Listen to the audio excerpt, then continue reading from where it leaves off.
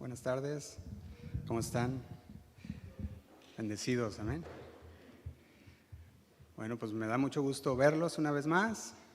Estábamos en la conferencia Desafío del Ministerio en Houston esta última semana y el Señor nos bendijo mucho con su palabra, como siempre lo hace, y venimos recargados y bendecidos, y sabemos que va a ser de bendición también para la iglesia. Y reciban también un cordial saludo de parte del pastor Chuy y la pastora Vicky también.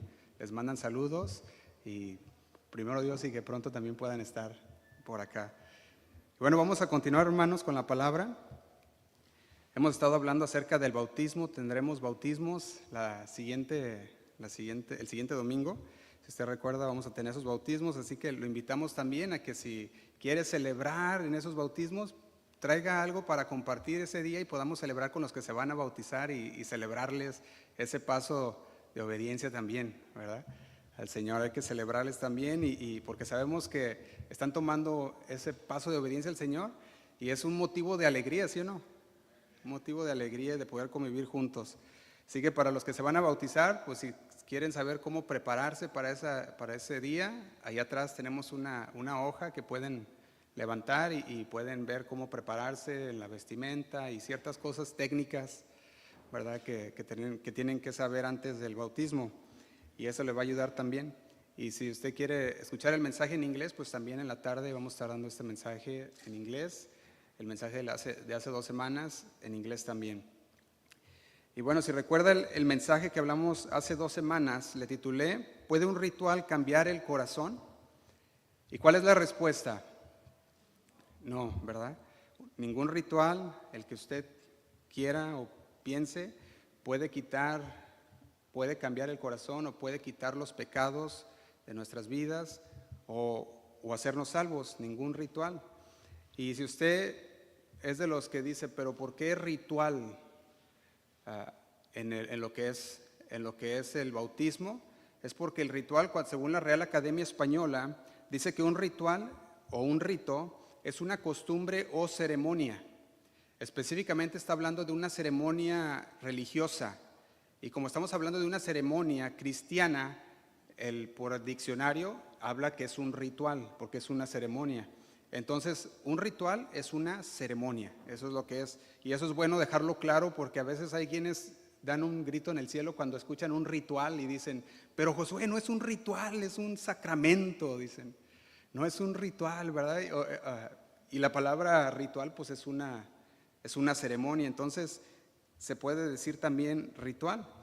Y sabemos que las aguas bautismales pues nos salvan. La salvación es el resultado de creer, de poner tu fe en Cristo Jesús, y eso tiene que es algo personal. Dijimos, cada quien escucha el Evangelio, escucha la palabra de Dios y toma una decisión, y en esa decisión decide si creer a la palabra de Dios o no creerle a la palabra de Dios. Y antes, permítanme darle una introducción. En Hebreos capítulo 9, antes de entrar en el tema, Hebreos capítulo 9 nos relata muy bien que Cristo es el sacrificio perfecto.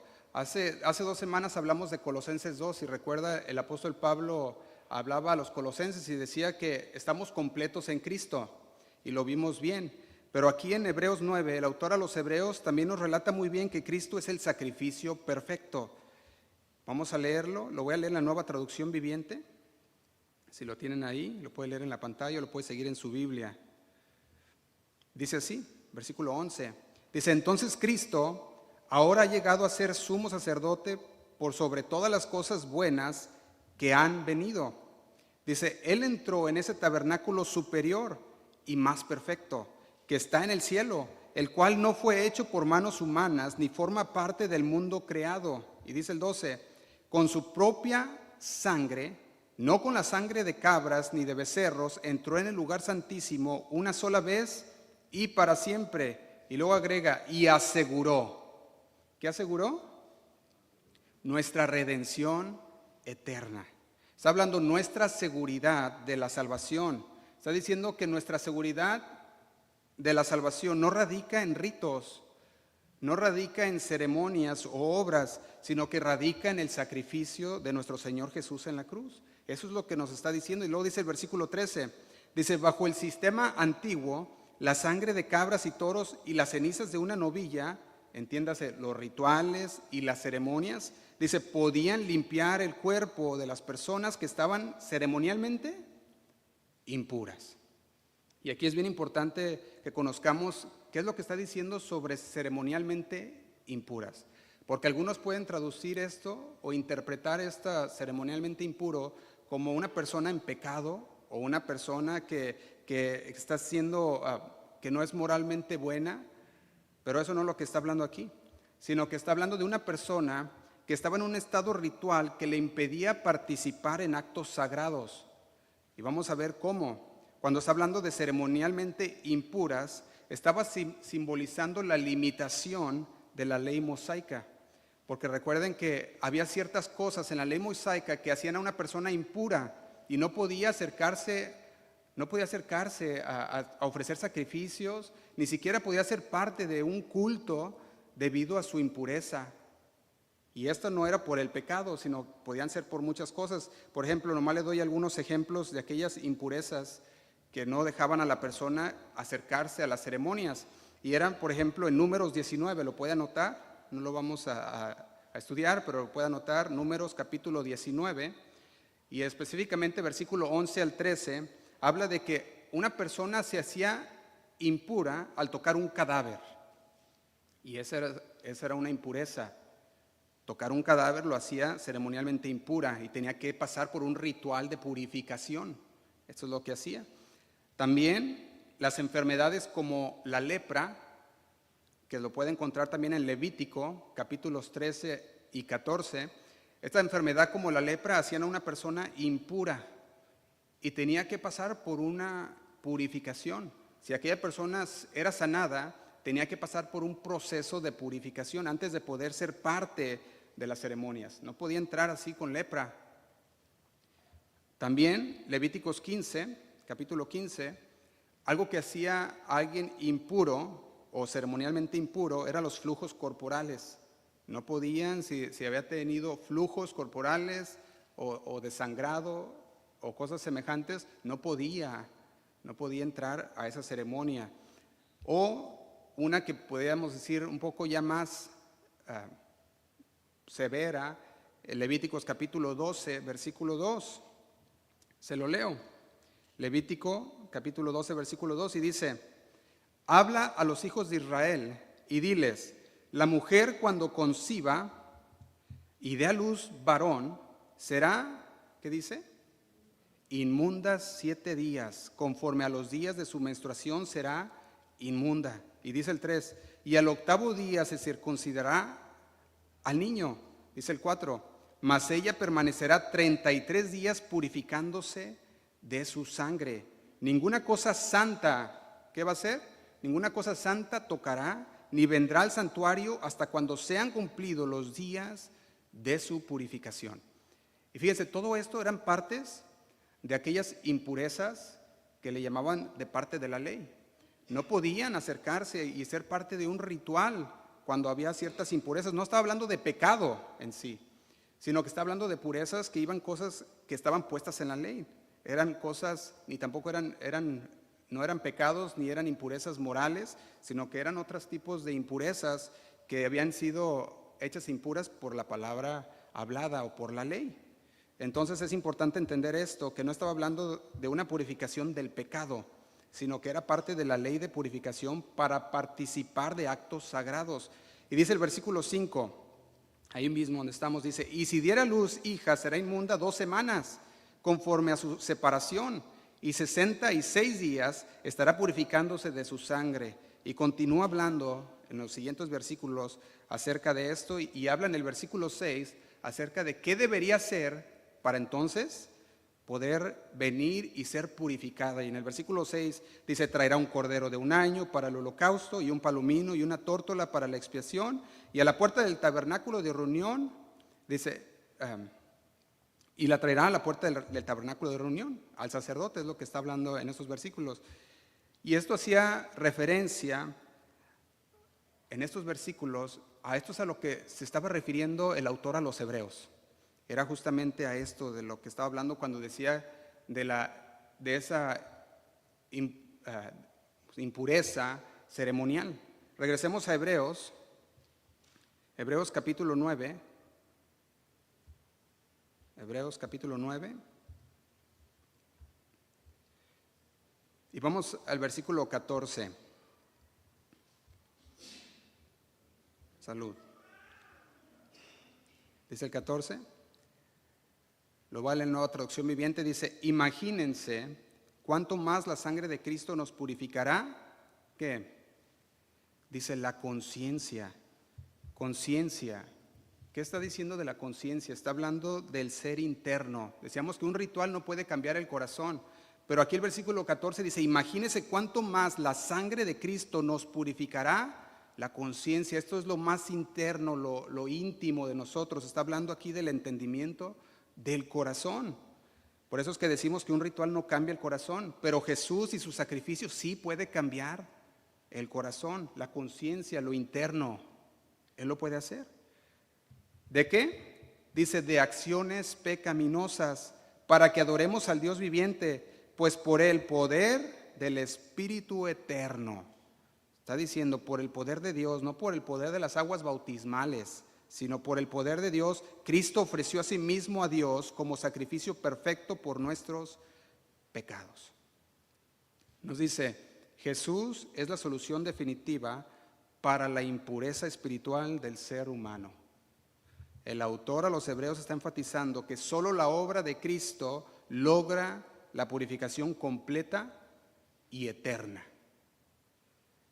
Y yo veo hoy en día que en muchos sectores cristianos creen erróneamente que el rito de la ceremonia o la ceremonia de las aguas bautismales salva o que nos limpia de pecado.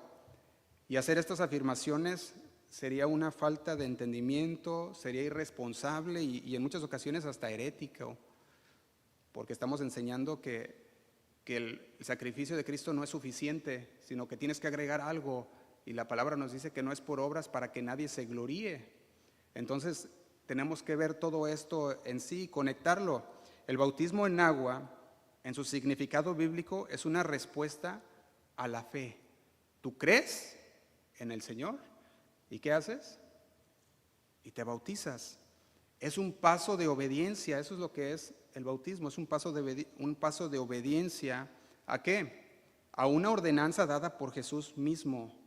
Eso es lo que es. No es en sí mismo la causa de la salvación. Y esto no debemos cansarnos de repetirlo y de enfatizarlo.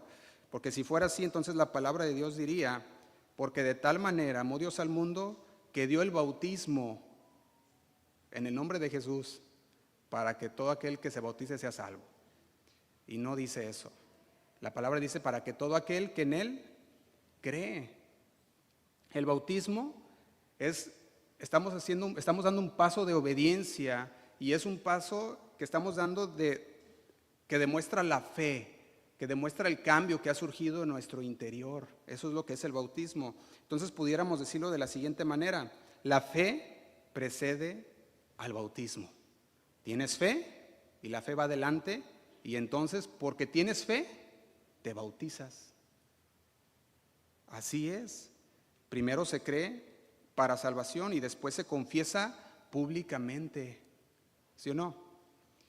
Porque nos está hablando de que tenemos que hablar con nuestra boca. Estamos hablando de que primero tenemos que creer en nuestro corazón y después publicarlo. Y después poder decir para testimonio de todos los demás. No se bautiza para tener fe, sino que se bautiza porque tiene fe. Porque luego muchos tienen esto al revésado y dicen: me bautizo para tener fe, y no. Te bautizas porque tienes fe en el Señor. Por eso te bautizas. Es un paso de fe y de obediencia a la enseñanza recibida. Y si usted mira la iglesia primitiva, en ella no había clases prebautismales. La iglesia primitiva, usted mira que la palabra era predicada, el evangelio era anunciado, y como respuesta la gente que hacía se arrepentía y se bautizaba. Estábamos diciendo, creía, y entonces daba ese paso de obediencia. Eso es lo que hacía. Y la Biblia nos narra historias como la de un funcionario público. Si recuerda la historia de aquel funcionario público de Etiopía, ese funcionario público, podríamos decirlo, el tesorero, porque era uno de los administradores de los tesoros de la reina de Etiopía. Y este tesorero venía de viaje, acababa de regresar de ofrecer adoración a Dios. Quiere decir que este funcionario no solamente era un funcionario poderoso porque estaba sobre todos los bienes de Etiopía, sino que también era un funcionario que tenía fe, porque había ido a ofrecer sacrificios. Entonces viene este funcionario de Etiopía, al cual el Señor ya conocía y le había mandado a Felipe para que hablara con él. Y quiero que vaya conmigo a Hechos capítulo 8, versículo 27.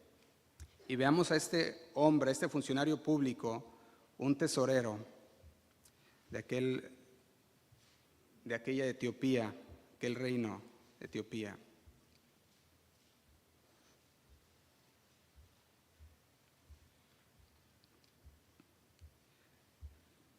Hechos, capítulo 8, versículo 27.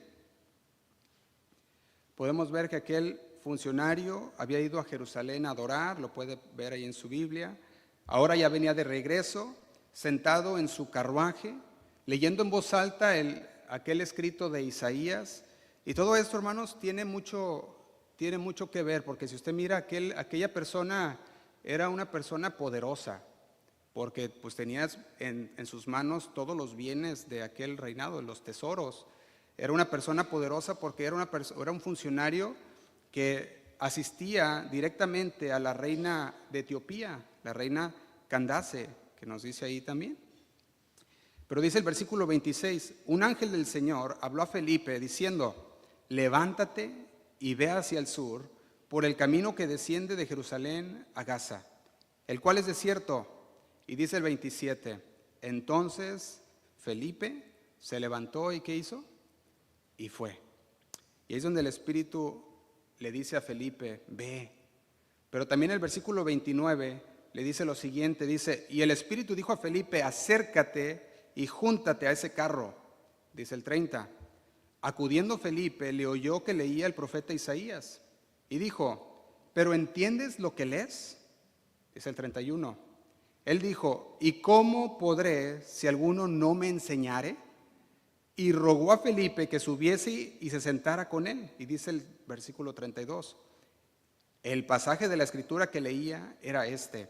Como oveja a la muerte fue llevado, y como cordero mudo delante del que lo trasquila, así no abrió su boca. Es el 33. En su humillación no se le hizo justicia, mas su generación, ¿quién la contará? Porque fue quitada de la tierra su vida. Respondió aquel funcionario y dijo a Felipe, te ruego que me digas de quién dice el profeta esto, de sí mismo o de algún otro. Dice el 35. Entonces Felipe, abriendo su boca y comenzando desde esta escritura, le anunció el evangelio de Jesús. Comenzando desde aquí. Aquí ya Felipe está haciendo la ordenanza que Jesús les había mandado hacer, id y predicar. La ordenanza de id y hacer discípulos. Cuando la persona cree en el Señor, en ese momento esa persona es bautizada por el Espíritu Santo. En el momento de creer, en el momento que dice yo creo en ese sacrificio, la persona es bautizada en la sangre de Jesús, en la sangre derramada en la cruz. Ese bautismo es ahora el que salva, el bautismo en la sangre de Jesús. Cuando aceptamos el sacrificio, porque la paga del pecado era o es muerte. La paga del pecado es muerte. Sin embargo, el Señor vino y murió en nuestro lugar. Y cuando tú aceptas ese sacrificio, eres bautizado en la sangre de Jesús. Y esto sucede cuando la persona cree en el Señor, cree en el sacrificio de nuestro Señor Jesús. En ese momento la persona puede obtener el Espíritu Santo de parte de Dios. El Señor le envía a él el Espíritu Santo y en ese momento la persona recibe la salvación de Dios. En ese momento. Y como un sello exterior, como una señal del cambio del corazón, del cambio que surgió en el corazón, ¿qué hace? Se bautiza. Y así podemos empezar a conectar por qué nos habla la palabra de Dios del bautismo. Es un sello, una señal externa, lo hemos dicho hace 2 semanas, estuvimos hablando de que así como la circuncisión estuvimos hablando de la circuncisión, Abraham no se había hecho la circuncisión como para ser salvo, dijimos, o para ser justificado, sino que hizo la circuncisión como señal. Lo estuvimos viendo hace 2 semanas, todo esto también lo puede repasar en el mensaje pasado. Entonces, cuando nosotros nos bautizamos, lo estamos haciendo no para tener fe, sino porque tenemos fe.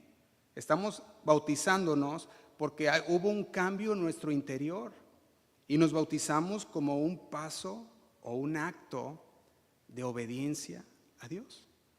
Y por eso le he puesto a este mensaje como título, un acto de obediencia a Dios. Un acto de obediencia. Y vamos a hacer una oración. Señor, te damos muchas gracias. Gracias, Señor, por tu palabra, porque sabemos que este día, Señor, tú quieres hablar a nuestro corazón.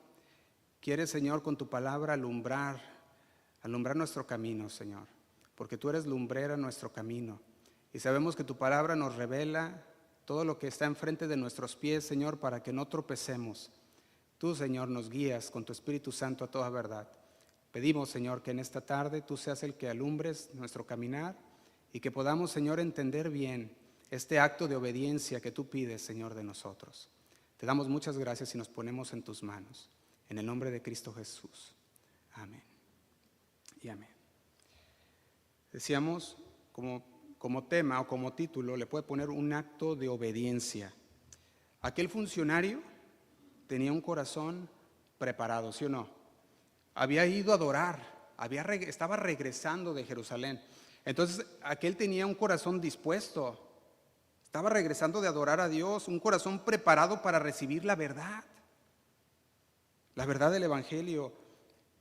Y hemos dicho a través de los jueves que hemos estado hablando acerca de la carta de Santiago, que se necesita un corazón humilde para recibir la palabra de Dios. Aquel era un alto funcionario, no iba así nada más en camino solamente, sino que había ido a adorar a Dios. Iba en su carruaje, un alto funcionario.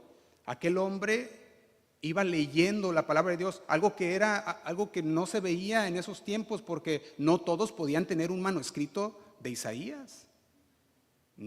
Era algo muy caro y era algo que solamente las personas pudientes pudieran tener. Aparte, que en ese tiempo la mayoría era analfabeta, no sabía leer ni escribir.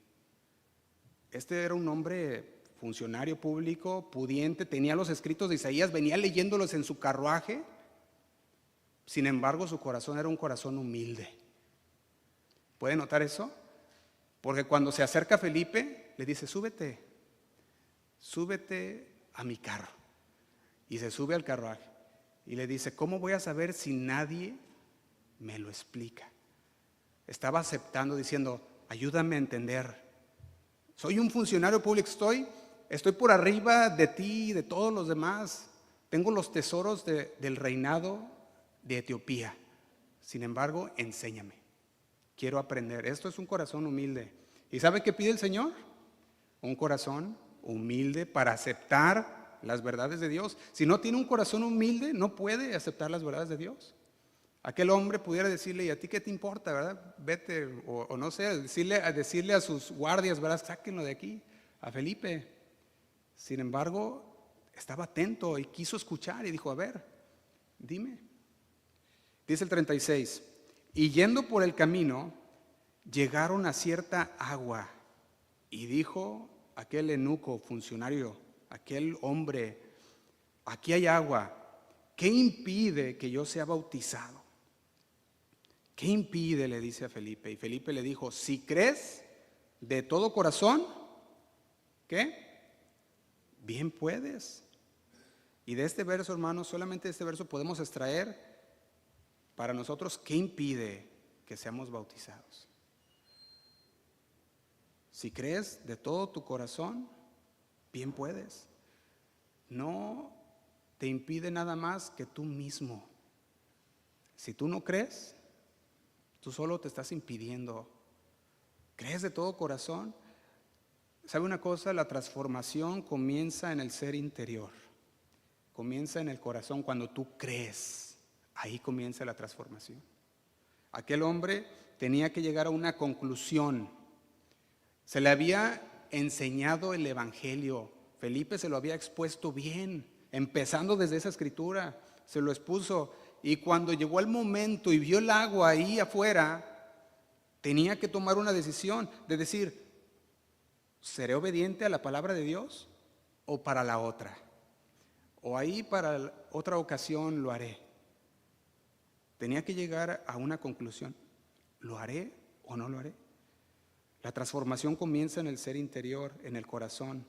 Por eso la palabra arrepiéntanse y bautícense. Está diciendo, sean obedientes. Santiago le llama, no sean solamente oidores, sino sean ¿qué? Hacedores. Y si el mandato es un mandato directo de nuestro Señor Jesús y dice que vayamos a ser discípulos bautizándolos en el nombre del Padre, del Hijo y del Espíritu Santo, es un mandato directo de parte de nuestro Señor Jesús. En el segundo libro de Reyes, rápidamente hago una ilustración con aquel hombre que se llama Naamán. ¿Recuerdan a este hombre Naamán? Aquel hombre Naamán lo cuenta en el segundo libro de Reyes, capítulo 5. Habla de una historia entre Eliseo y Naamán. Naamán, lo voy a leer a partir del versículo 1. Dice, Naamán, general del ejército del rey de Siria. Fíjense, otro hombre poderoso. Naamán, general del ejército del rey de Siria. Él dice, era varón grande delante de su señor. Y lo tenían en alta estima, dice que lo tenían en alta estima. Dice, porque por medio de él había dado Jehová salvación a Siria. Era este hombre valeroso en extremo, pero leproso. Y dice el 2, y de Siria habían salido bandas armadas y habían llevado cautiva de la tierra de Israel a una muchacha, la cual servía a la mujer de Naamán. Y dice el 3, esta mujer dijo a su señora, o a su jefa, diríamos nosotros los mexicanos, si rogase mi señor al profeta que está en Samaria, él lo sanaría de su lepra. Dice el versículo 4, entrando Naamán a su señor, le relató diciendo, así y así ha dicho una muchacha que es de la tierra de Israel. Dice el 5, y le dijo el rey de Siria, anda, ve, y yo enviaré cartas al rey de Israel. ¿Se imagina esta situación? Aquel hombre poderoso, un general, un comandante de guerra, fuerte, pero con lepra. Y el rey de Siria le dice, si eso te dijeron, ve. Es más, como lo estimaba mucho, le dice, yo te doy cartas y se la das al rey de Israel. Y dice el 5 que tomó tesoros. Y dice el versículo 6 que tomó cartas para el rey de Israel. Y cuando llega el versículo 7, dice así, luego que el rey de Israel leyó las cartas, rasgó sus vestidos y dijo, ¿soy yo Dios que mate y dé vida? Para que éste envíe a mí a que sane a un hombre de su lepra. Se puede, no sé si puede ver usted ahí en esos versículos, aquel sentimiento de aquel rey de Israel, porque decía, ¿cómo me manda el rey de Siria a que sane a alguien? Pues ¿qué soy Dios? Y yo creo que él veía y decía, no, lo que quiere es, como no lo voy a poder sanar, pues atacarme. Y entonces venir y hacer guerra contra Israel. Por eso dice, rasgó sus vestidos. Pero luego continúa diciendo, dice el versículo 7, considerad ahora y ved cómo busca ocasión contra mí. Dice el 8, cuando Eliseo, el varón de Dios, oyó que el rey de Israel había rasgado sus vestidos, envió a decir al rey, ¿por qué has rasgado tus vestidos? Venga ahora a mí y sabrá que hay profeta en Israel. Y dice el 9, y vino Naamán con sus caballos y con su carro y se paró a las puertas de la casa de Eliseo. Y dice el 10, entonces Eliseo le envió un mensajero diciendo, ve y lávate 7 veces en el Jordán y tu carne se te restaurará y serás limpio. Y sabe una cosa, este hombre Naamán dice que llegó con sus caballos y con su carro, venía con, yo creo, unas cartas, pues venía, dice la palabra que venía con las cartas de aquel rey de Siria. Y cuando venía con estas cartas y venía con todos estos hombres y tesoros, y escucha de parte, ni siquiera de Eliseo, de un servidor de Eliseo, y le dice, ve y lávate 7 veces en el Jordán. ¿Cuál fue su respuesta de este hombre? Dice el versículo 11, y Naamán se fue enojado, diciendo, he aquí yo decía para mí, saldrá él luego, y estando en pie invocará el nombre de Jehová su Dios, y alzará su mano y tocará el lugar y sanará la lepra. Y dice el 12, Habana y Farfar, ríos de Damasco, dice, ¿no son mejores que todas las aguas de Israel? Si me lavare en ellos, ¿no seré también limpio? Y se volvió y se fue enojado. Fíjense la respuesta de este hombre. Este hombre no era un hombre que adoraba a Dios, sin embargo había escuchado de Dios. Había escuchado que había alguien que podía sanarlo, y cuando llega y se entera que simplemente era meterse al agua, y le decía, ¿qué no hay mejores ríos en otros lados? Para que este hombre nomás salga y diga que me meta al agua y seré limpio. Recordemos que Eliseo era un profeta. ¿Qué nos está diciendo esto? Que hablaba de parte de ¿quién? De Dios. Entonces la palabra de Eliseo era como si Dios mismo la estuviera hablando. Al igual como cuando Jesús dice también a nosotros que nos bauticemos y debemos ser obedientes. Él tenía que simplemente recibir la orden y hacerlo para ser limpio. Sin embargo, se había enojado y dijo, hay mejores aguas en Damasco. ¿Por qué me voy a ir a meter? Decía, aquel río. Fíjate lo que dice este versículo 13. Dice, mas sus criados se le acercaron y le hablaron diciendo, Padre mío, si el profeta te mandara alguna gran cosa, ¿no la harías? ¿O no? Dice, ¿no la harías? ¿Cuánto más diciéndote, lávate y serás limpio? Fíjate que le estaba diciendo, si te hubiera pedido, no sé, cosas grandes, tú irías y lo traerías y dijeras, sí, aquí tienes. Sin embargo, le está diciendo a aquellos criados de él, estaban diciendo en el versículo 13, dice, ¿no lo harías tú si te pidiera gran cosa? ¿Cuánto más? Si nomás te pidió que te lavaras. ¿Cuánto más? Diciéndote, lávate y serás limpio. Y dice el 14, ahí es donde vemos que le cae el 20, dice el 14, él entonces descendió y se zambulló 7 veces en el Jordán, conforme a la palabra del varón de Dios, y su carne, ¿qué dice? Se volvió como la carne de un niño y quedó limpio. Y sabe una cosa, similarmente es lo que pasa con el bautismo. El Señor nos da un mandamiento o una ordenanza y nos dice, bautícense como un paso de obediencia de que hemos creído en el Señor. Sin embargo, Señor, yo haría esto por ti, haría esto por ti. Y el Señor te dice, bautízate, y dices, ay, no, después. Ay, después. Si el Señor te pidiera algo grande, muchos dicen, se lo daría y lo haría. Y el Señor dice, bautízate y ay, no, ahí para la otra.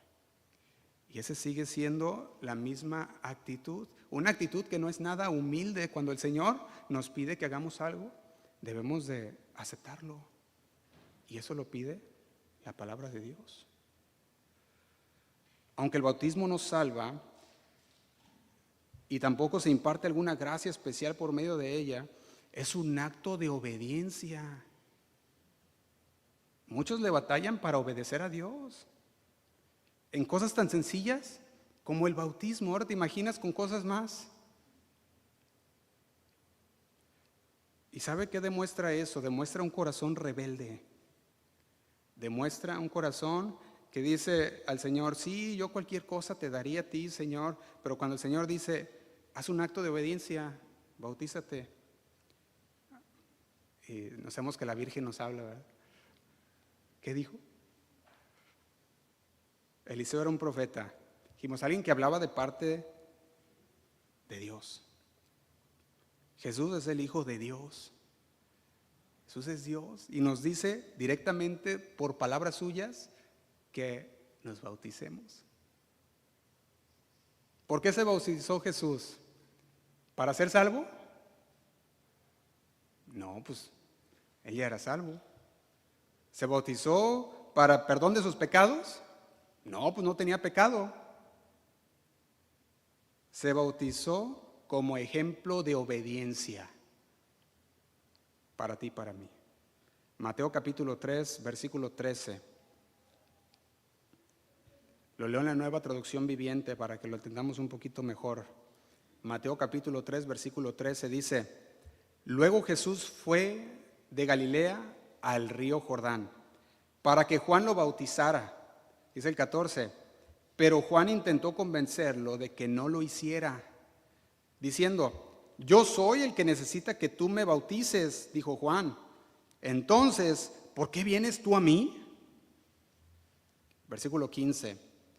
Pero Jesús le dijo: así debe hacerse, porque tenemos que cumplir con todo lo que Dios exige. ¿Quién lo exige? Dios. Esto habla obediencia, ¿sí o no?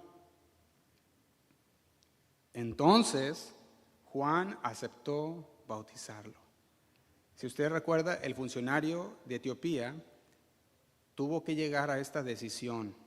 Llegó el momento, escuchó el evangelio, escuchó las buenas nuevas, la palabra de Jesús, la doctrina, las enseñanzas de Jesús, y tenía que tomar una decisión. Así como Naamán también tuvo que tomar una decisión. La pregunta es, ¿lo haría o no? Y podemos ver que lo hizo. Hechos capítulo 8, versículo 37 dice: y respondiendo dijo: creo que Jesucristo es el Hijo de Dios. Y mandó parar el carro. Fíjate, paren. El carro no se iba a parar por palabra de Felipe. Aquel hombre que venía manejando el carro iba a decir: no, ¿tú quién eres para decirme que pare el carro? Tenía que venir de parte de ¿quién? De aquel funcionario. Y aquel funcionario dice: y mandó parar el carro y descendieron ambos al agua, Felipe y el eunuco, y le bautizó. Felipe era un hombre de fe. Recordemos que Felipe había sido seleccionado como uno de los 7 diáconos junto con Esteban, hombres llenos de fe y del Espíritu Santo. Hebreos capítulo 9, yo lo llamo una base sólida que nos aclara aún más el panorama bautismal. Hebreos capítulo 9, vaya conmigo ahí en su Biblia, versículo 1, dice así. Dice: ahora bien, aún el primer pacto tenía ordenanzas de culto. O sea que no nomás el segundo, dice: ahora bien, aún el primer pacto tenía ordenanzas de culto. Está hablando de ceremonias, de rituales y un santuario terrenal. Y dice el 2, porque el tabernáculo estaba dispuesto así. Y empieza a nombrar en estos siguientes versículos, nos habla sobre el tabernáculo. Pero cuando llega al final del versículo 5, aún el mismo autor dice: pero déjame llegar a lo importante.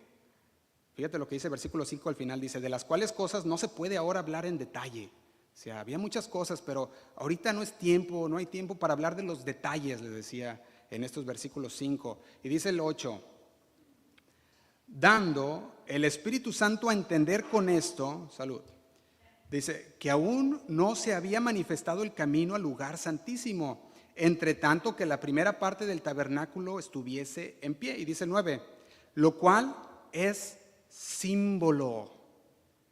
¿Para qué? Para el tiempo presente.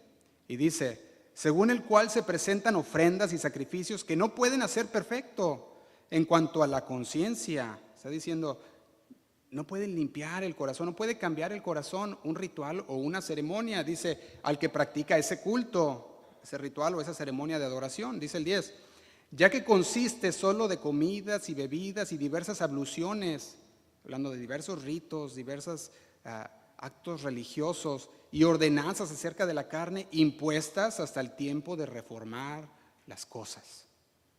Fíjate cómo lo está diciendo el autor de los Hebreos. Esto es bien importante porque nos aclara la neblina que muchas veces hay en todo esto del bautismo y las ceremonias. Y dice el 11, pero estando ya presente Cristo, sumo sacerdote de los bienes venideros, por el más amplio y más perfecto tabernáculo, está diciendo por su cuerpo, por su sangre, es el más amplio y más perfecto tabernáculo, no hecho de manos, es decir, no de esta creación, dice el 12, y no por sangre de machos cabríos ni de becerros, sino por su propia sangre.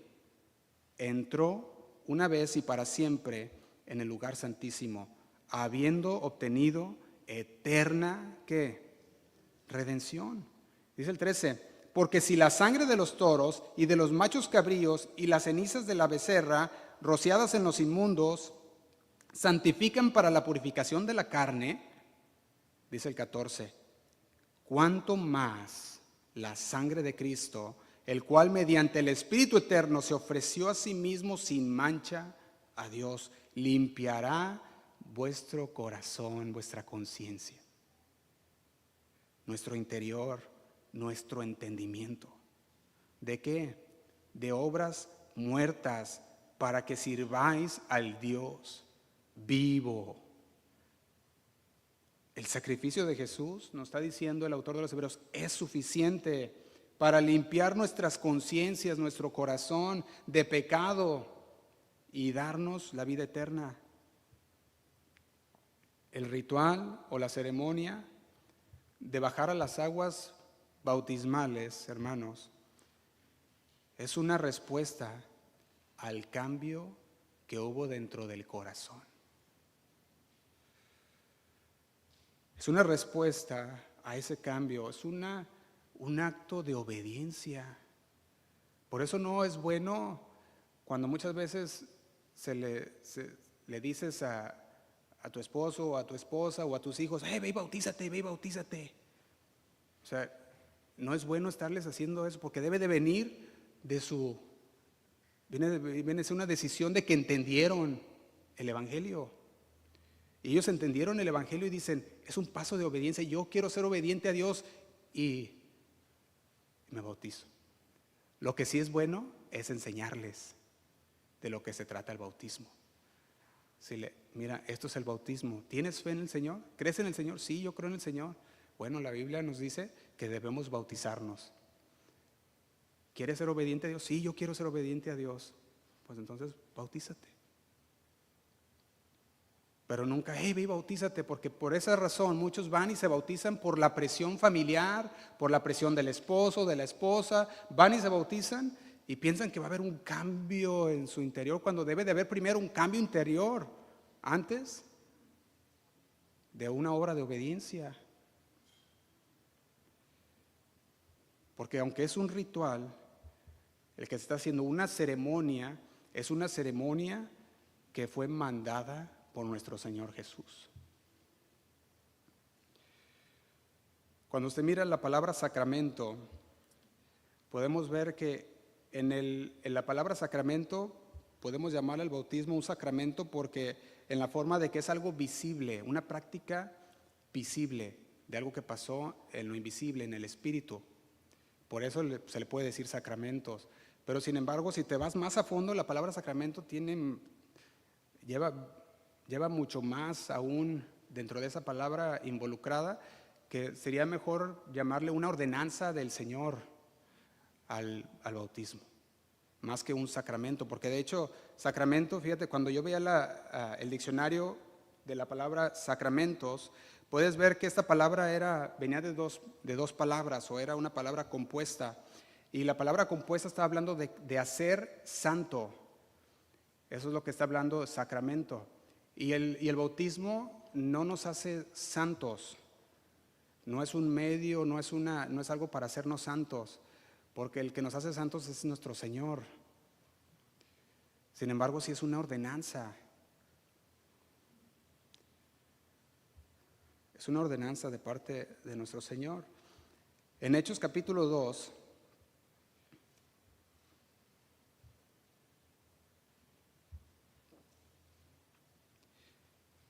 a partir del versículo 37,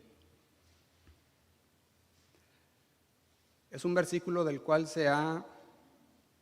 han salido doctrinas, versículos de los cuales muchos utilizan para sacarlo fuera de contexto. Pero si tú miras en este versículo, aún de Hechos capítulo 2, versículo 37, tú vas a poder ver que había una respuesta que se requería de aquellos que habían escuchado el Evangelio. Dice el versículo 37, al oír esto, ¿qué habían escuchado? El Evangelio, las buenas nuevas. Y la palabra de Dios dice que la fe viene ¿por qué? Por el oír, ¿verdad? Romanos 10:17 dice que viene por el oír. Pero dice aquí, al oír esto se compungieron ¿de qué?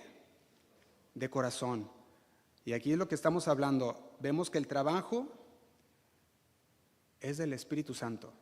Cuando tú oyes la palabra de Dios, entonces viene el Espíritu Santo, te redarguye del pecado que tienes en tu vida, te redarguye de tu vida de pecado, y entonces viene un sentimiento, dice ahí, se compungieron de corazón. De hecho, la palabra habla de que fueron traspasados, como cuando algo se perfora. Está diciendo, el corazón fue perforado por la palabra de Dios, y dice, al oír esto, su corazón fue perforado, y dijeron a Pedro y a los otros apóstoles, varones hermanos, ¿qué haremos? Y yo creo que dentro del ser humano siempre hay esa pregunta. Cuando se nos habla y llega al corazón, tendemos a preguntarnos, entonces, ¿qué debo hacer? ¿Qué es lo que debo de hacer? Dime qué debo de hacer. Dice el 38, Pedro les dijo, arrepentíos y bautícense cada uno de vosotros en el nombre de Jesucristo para perdón de los pecados, y recibiréis el don del Espíritu Santo. Y aquí es donde muchos creyentes patinan, porque dicen, entonces, ¿cómo es que no recibimos el Espíritu Santo por medio del bautismo? ¿Y cómo es que no recibimos el perdón de pecados si aquí en este versículo lo dice? Y si lo leemos así nada más, pareciera que sí. Pues dice, ahí está. Y luego hasta lo que saca muchos, en el nombre de Jesucristo específicamente, para perdón de pecados y para recibir el Espíritu Santo. Si nos quedáramos en ese versículo, entonces no estaríamos, o más bien estaríamos muy lejos de la verdad, porque se necesita estudiar todo completo para poder ver qué es lo que dice. Es más, simplemente yéndote ahí mismo en esos capítulos puedes entender un poquito mejor de lo que se estaba refiriendo el apóstol Pedro. De hecho, dijimos, no necesitas ir muy lejos. Hechos capítulo 2.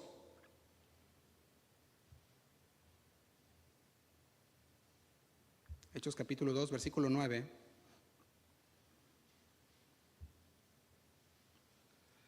Dice así. Está hablando aquí cuando Pedro y Juan entraban en el templo. No lo vamos a leer todo porque tomaría tiempo, pero lo puede leer en su casa también. Está hablando cuando Pedro y Juan entraban en el templo, dice ahí, la Hermosa, y al ver fuera del templo un cojo que les pedía limosna, este cojo se encontraba fuera del templo, ahí es donde habitualmente siempre estaba, y cuando viene y ve entrar a Pedro y a Juan, les pide limosna. Dice, dame algo. Sabemos lo que hicieron estos dos hombres, Pedro y Juan. ¿Qué hicieron? ellos le dijeron, pues no tengo oro ni plata, dice, pero lo que tengo te lo vendo, ¿verdad? Le dije, no, ¿verdad? Dice, no tengo oro ni plata, pero lo que tengo te doy. Y en el nombre de Jesús, ¿qué hicieron? Sanaron a este cojo de nacimiento. Y todas las personas se quedaron atónitas, dice el versículo 9. Y todo el pueblo le vio andar y alabar a Dios. Y dice el 10, y le reconocían que era el que se sentaba a pedir limosna en la puerta del templo, la hermosa. Y se llenaron de asombro y espanto por lo que había sucedido. Y yo quiero que vea que este milagro fue hecho ahí fuera del templo, entrando en la entrada del templo.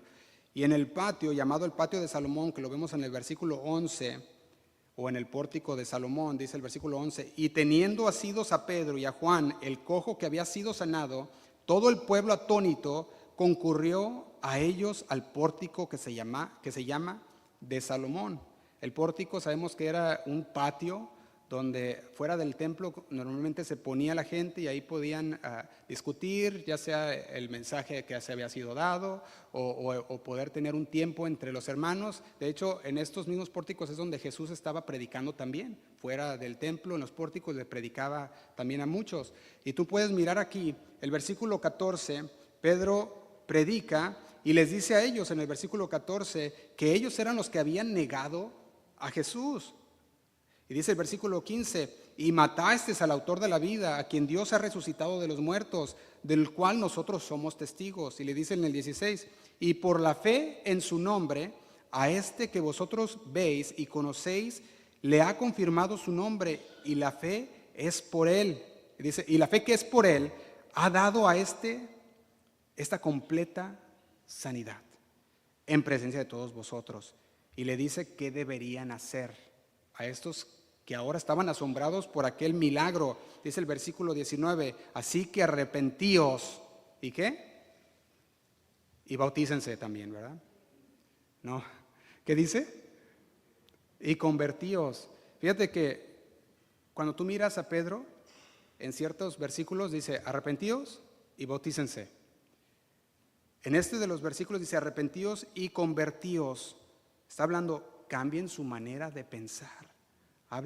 Tiene que haber un giro completamente. Conviértase a Cristo. Está diciendo, sus rituales no los van a salvar, su religiosidad tampoco los va a salvar, pero la fe en Cristo sí puede salvarlos. Pedro le estaba diciendo, arrepentíos y convertíos, para que sean ¿qué? Para que sean borrados vuestros pecados. En ninguna parte en estos versículos se mira ya el bautismo. Y decíamos que tenemos que hacer un estudio completo de todas las partes donde habla de creer en el Señor, y cada que tú oyes la palabra creer en el Señor, habla de salvación. Sin embargo, nunca vas a ver un versículo donde te dice, si no te bautizas no eres salvo. Porque el bautismo no es para salvación, es un acto de obediencia. Es un reflejo de que has sido salvo. Un acto, una señal pública. Arrepentíos y convertíos para que sean borrados. Los pecados son borrados, dice, cuando nosotros nos arrepentimos y nos convertimos a Cristo. Para que vengan de la presencia del Señor tiempos de refrigerio, dice el 20, y Él envía a Jesucristo que os fue antes anunciado. Esto es, podemos decirlo de esta manera, la salvación por medio de la fe. ¿Fe en quién? En Cristo Jesús. No por medio del bautismo. El bautismo es un acto de obediencia, un acto de fe, una señal externa, una proclamación pública de lo que pasó internamente. Y muchos pueden decir, no, es que aún no me convences, Josué. Pues no estoy convenciendo a nadie. Nomás estamos leyendo la palabra de Dios. Y la palabra de Dios es la que convence. La palabra de Dios es la que nos habla. Si veamos otro ejemplo más, ahí mismo en Hechos, nos vemos aquella historia de otro oficial comandante de un ejército romano, especialmente en el régimen italiano. Y estamos hablando aquí del centurión. ¿Recuerdan ese centurión de la Biblia? Ese centurión es un hombre de poder.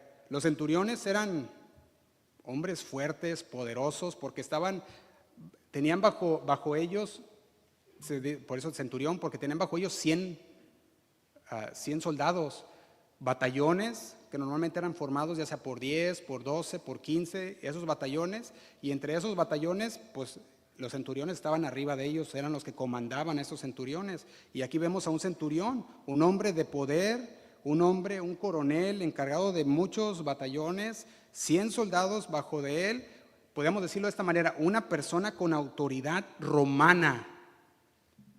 Y nomás para poner en perspectiva, en el tiempo bíblico, Roma era el reinado, o podríamos decir el imperio más grande del mundo. Entonces, nomás para que tenga una idea, aquel era un hombre fuerte, un hombre poderoso. Hechos capítulo 10, versículo 3, nos relata cómo este hombre poderoso, que tenía bajo su comando 100 soldados mínimo, vio una visión. Versículo 3 dice, en el cual vio que un ángel de Dios se le acercaba. Cornelio, dijo el ángel. Dice el versículo 4, Cornelio lo miró fijamente, aterrorizado. ¿Qué quieres, Señor?, le preguntó al ángel. Y el ángel contestó, Dios ha recibido tus oraciones y tus donativos a los pobres como una ofrenda. Ahora pues, envía a algunos hombres a Jope y manda llamar a un hombre llamado Simón Pedro. Dice el 6, él está hospedado con Simón, un curtidor que vive cerca de la orilla del mar. Hay mucho que ver en estos versículos, pero quiero que vea algo aquí. Aquí nos revela que aquel hombre era un curtidor. Un curtidor es una persona que tiene por oficio curtir. Pues ¿qué curten? Pues las pieles de animales. Esos curtidores tenían que tratar todas las pieles. Agarraban los animales, los sacrificaban, los mataban, y entonces los despellejaban y tenían que tratar con las pieles. Eso es un curtidor. Aquí estamos hablando de que el curtidor agarraba las pieles y las sometía a un tratamiento que les hacía flexibles. Entonces, eso tiene también algo que ver cuando nos habla, está en la casa de un curtidor. Porque también el curtidor, ¿te imaginas lo que en este caso Simón Pedro estaba viendo los animales siendo sacrificados, estaba viendo las pieles siendo tratadas? Y dice en el versículo 7, dice, en cuanto el ángel se fue, Cornelio, aquel centurión poderoso, llamó a 2 de los sirvientes de su casa y a un soldado devoto, aquel que siempre andaba junto a él. Y dice que era uno de sus asistentes personales. Y dice el 8, les contó lo que había ocurrido y los envió a Jope. Y dice el 9, al día siguiente, mientras ellos iban por el camino y se acercaban a la ciudad, Pedro subió a la azotea para orar. Cerca de la hora sexta, estamos viendo a las 3 de la tarde, había recibido aquella visión Cornelio. A las 6 de la tarde ya estaban entrando los hombres, ya casi llegando a la casa de Pedro, o a la casa de este curtidor donde se encontraba Pedro. Y dice en el versículo 9, Pedro subió a la azotea para orar cerca de la hora sexta. Y dice el 10, y tuvo gran hambre y quiso comer, pero mientras le preparaban algo, le sobrevino un éxtasis. Dice el 11, y vio el cielo abierto y que descendía algo semejante a un gran lienzo, que atado de las 4 puntas era bajado a la tierra. El 12, en el cual había de todos los cuadrúpedos terrestres y reptiles y aves del cielo. Y dice el 13, y le vino una voz, levántate, Pedro, mata y come. Entonces Pedro dijo, Señor, no, porque ninguna cosa común o inmunda he comido jamás. Dice el 15, volvió la voz a él la segunda vez, lo que Dios limpió, no lo llames tú común. Esto se hizo 3 veces y aquel lienzo volvió a ser recogido en el cielo. Podemos ver el versículo 17. Y mientras Pedro estaba perplejo dentro de sí sobre lo que significaría la visión que había visto, he aquí los hombres que habían sido enviados por Cornelio, los cuales, preguntando por la casa de Simón, llegaron hasta la puerta. Empieza, para que despierte un poquito. Y dice el 18, y llamando preguntaron si moraba allí un Simón que tenía por sobrenombre Pedro. Y dice el 19, y mientras Pedro pensaba en la visión, le dijo el Espíritu: he aquí 3 hombres te buscan, levántate pues y desciende y no dudes ir con ellos, porque yo los he enviado. Y puede seguir leyendo usted la historia después, pero podemos ver que entonces Pedro desciende, va con ellos a la casa de Cornelio, un varón que dice la palabra justo, temeroso de Dios, que tenía buen testimonio en toda la nación de los judíos y que había recibido instrucciones de aquel ángel. Y si usted mira el versículo 22, al final de este versículo 22, la razón por la cual este ángel le había dicho que mandara a Pedro, que mandara a hablar a Pedro, era ¿para qué? Dice: para oír tus palabras. El Señor le había dicho: la fe viene por el oír. ¿Y el oír qué? De la palabra de Dios. Y una vez escuchando ellos la palabra de Dios, que dice el versículo 24, lo puede leer después, que Cornelio no quiso para sí solo nada más obtener la palabra, dice, sino que dice el versículo 24, que había convocado a sus parientes, a sus amigos más íntimos, todos los había convocado y ahí estaban todos juntos, listos para recibir la palabra. Y dice el 25, cuando Pedro entró, salió Cornelio a recibirle y postrándose a sus pies, adoró. Dice el 26, mas Pedro lo levantó diciendo: levántate, pues yo mismo también soy hombre. Y hablando con él, entró y halló a muchos que se habían reunido. Un centurión romano, con un corazón humilde y obediente. ¿Para qué? Para recibir. ¿Podemos decirlo? ¿Recibir qué? Recibir la palabra de Dios. Dice el versículo 36, que le empezó a dar el mensaje de salvación. Dice que Jesucristo, este es el Señor. ¿De quién es? El versículo 36, el Señor de todos. Dice el versículo 36. Y oh sorpresa para Pedro. ¿Cuál sorpresa?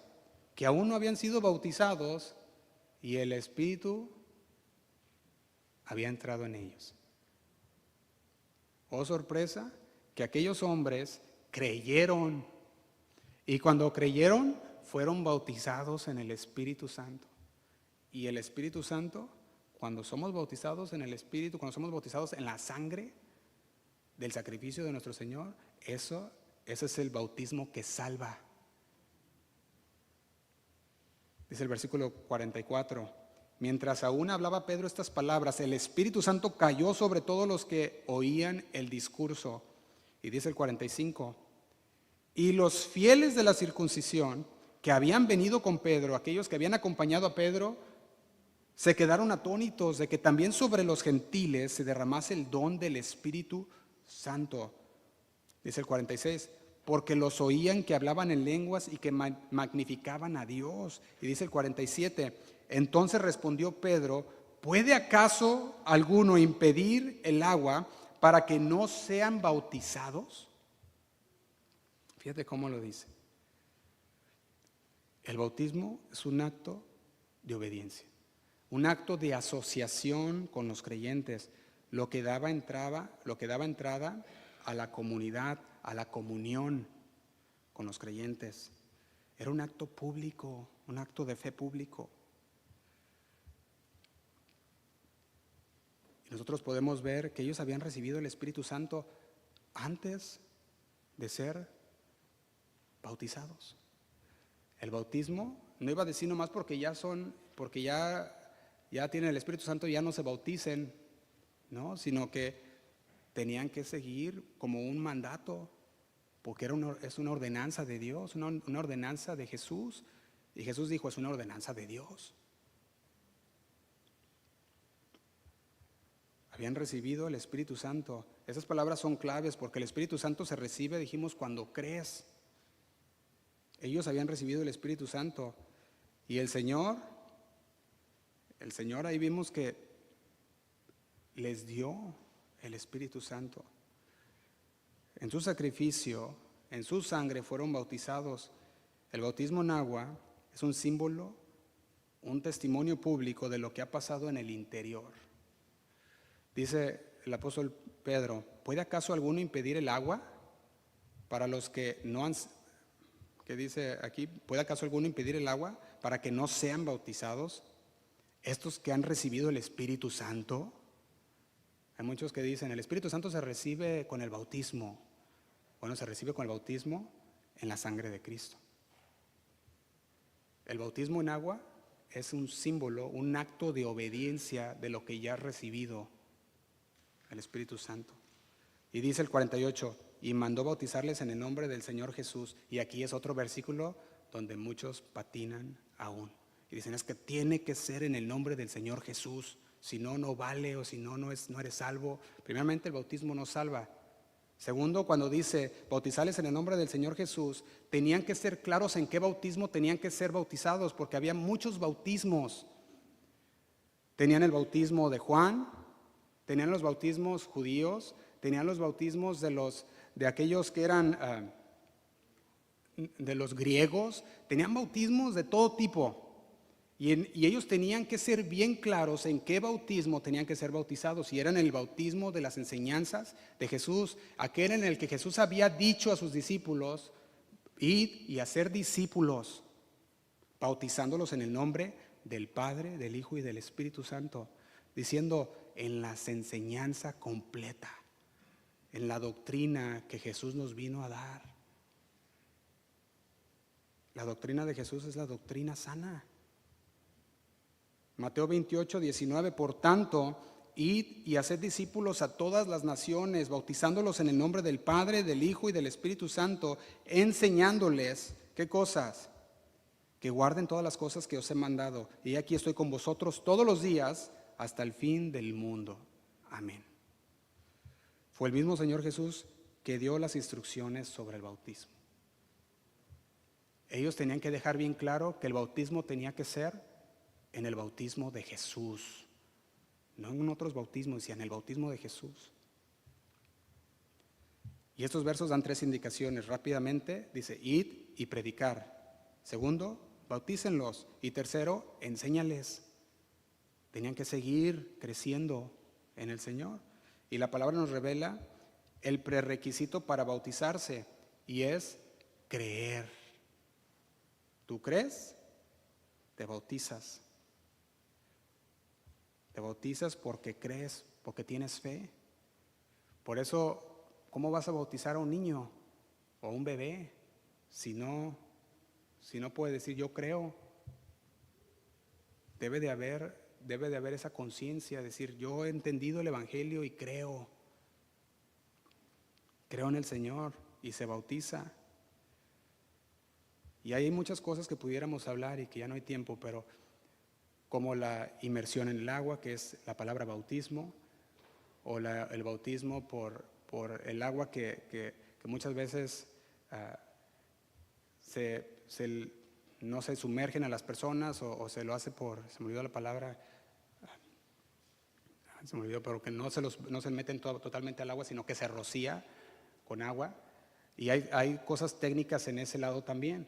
Sin embargo, todas esas podemos ver que aunque hay cosas técnicas en las cuales se tiene que hacer el bautismo, ¿qué pasa o qué pasaba? ¿Cómo fue que la iglesia tradicional llegó al punto de estar bautizando por rociar el agua o por llenarle poquito la cabeza? Y tú puedes mirar la historia y empezar a ver cómo es que llegaron a ese punto, y puedes entender que en muchos lugares, cuando los misioneros eran enviados, no había donde se pudieran meter al agua. No había lugares con agua limpia. Eran lugares con agua sucia o que tenían muchos bichos dentro del agua que causaban enfermedades, y no podían meterlos al agua, y tenían que transportar poquita agua limpia, y con esa agua que tenían pues los bautizaban. ¿Y qué pasaba con esos bautismos? ¿No eran válidos? Sí eran válidos, porque no era porque no querían, sino que no había el agua para hacerlo. Pero de ahí se empezaba a hacer una costumbre, y cuando había el agua lo seguían haciendo, y empieza a hacerse todo eso. ¿O qué hay de la primera comunión? Cuando de primero los creyentes primitivos, aquellos creyentes que decían yo creo, los bautizaban luego en el agua, y cuando venía la persecución decían no, yo no creo. Ah, no, tú fuiste bautizado. No, sí, pero yo no creo en eso. No, pues ya como los veían colgados y torturados, decían, pues no, y les decían, entonces dinos dónde están. Ah, en esa casa de aquel hermanito se encuentran. A las 7 de la noche ahí están todos. Y pues ahí iban los soldados. ¿Y qué pasaba? Pues los llevaban todos presos. Entonces llega la historia de la iglesia y les dicen, no los bautices inmediatamente, espérate, predícales y después, cuando se vea que de verdad, porque había infiltrados, y decía, cuando se vea que de verdad son personas que han aprendido y que han crecido, entonces los bautizas. Y entonces entraban a la primera comunión con la iglesia, donde podían ver y estar en comunión con los hermanos y conocer lo que llamaban los secretos de la iglesia, que era donde se reunían, en qué casa, cómo podían encontrar como señales los lugares donde se podían reunir. Todo eso es parte de la historia de la iglesia. Sin embargo, cuando no se conoce todo esto, se empiezan a hacer ideas y se empiezan a formar doctrinas y empiezan a creer cosas como la salvación viene por bautismo, o que no es por inmersión, o que los bautismos de los bebés. Tantas cosas que pudiéramos hablar en lo que son los bautismos, pero el bautismo es una ordenanza. Es una ordenanza de Jesús. Y ahí es donde viene la pregunta. Usted dice, ¿sí o no? Y cada quien debe tomar una decisión consciente de lo que es el bautismo. Entonces, si el bautismo, ya para terminar, hermanos, si el bautismo no salva, si el bautismo no es para recibir el Espíritu Santo, si el bautismo no hace nada de esto, algunos pueden decir, entonces, ¿para qué me bautizo? Pues simplemente porque es una ordenanza de Jesús. Y eso demuestra que tú crees públicamente. Eso es confesar. Eso es publicar que tú has creído. ¿Y cuántos aquí creen en la obra de Jesús? Amén. ¿Creen en la obra redentora de Jesús? Amén. ¿Cuántos aceptan su señorío? Entonces, si aceptamos su señorío, ¿obedecemos? Pues sí. Obedecer la voluntad de tu Señor. Eso es lo que la palabra nos dice. Si tú le dices Señor, entonces obedece al Señor. Da ese acto de obediencia a Dios. Y fíjense, cuando veía la lista de bautizados, decía, son varios que se van a bautizar, pero todavía hay campo para más. Si hay alguno que el Señor le habla por medio de su palabra y dice, yo quiero, ¿crees con todo tu corazón? Bien puedes. Y nos vamos a gozar todos, ¿sí o no? Nos gozamos todos y hacemos traemos un platillo para celebrar. Amén. Le invito a que se ponga de pie, hermanos. Vamos a terminar.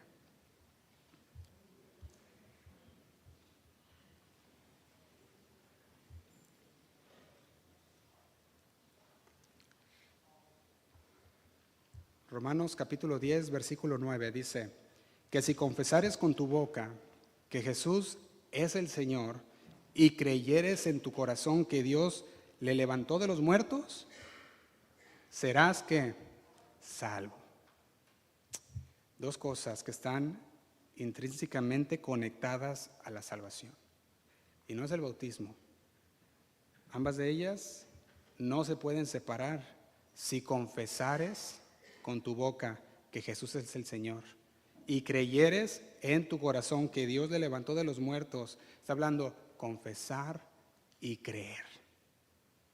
Confesar y creer.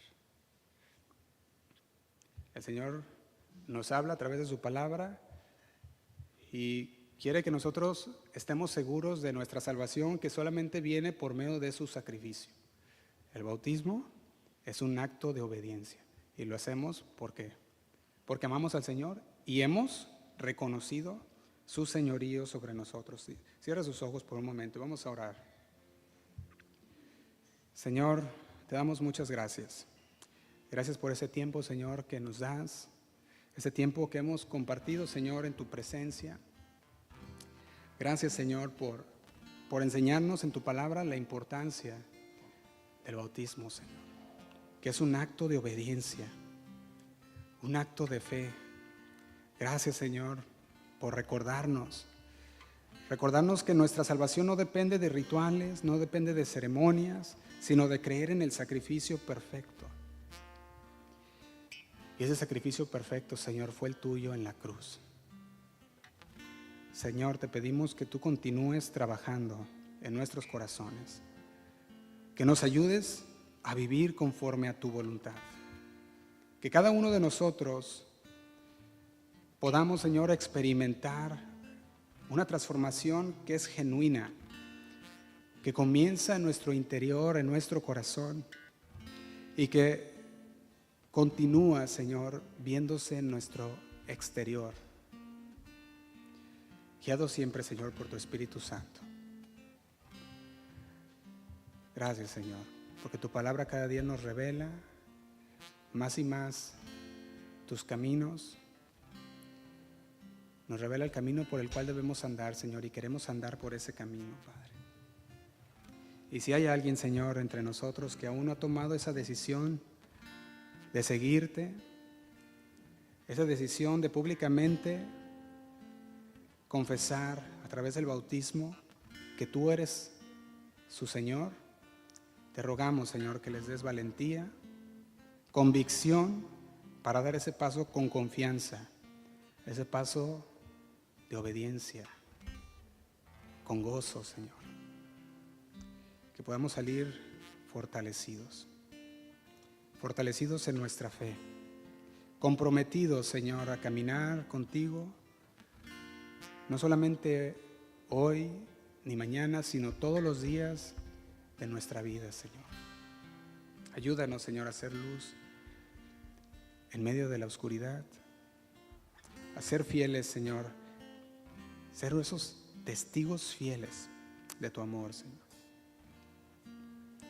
Gracias te doy por mis hermanos, por cada uno de los que está aquí.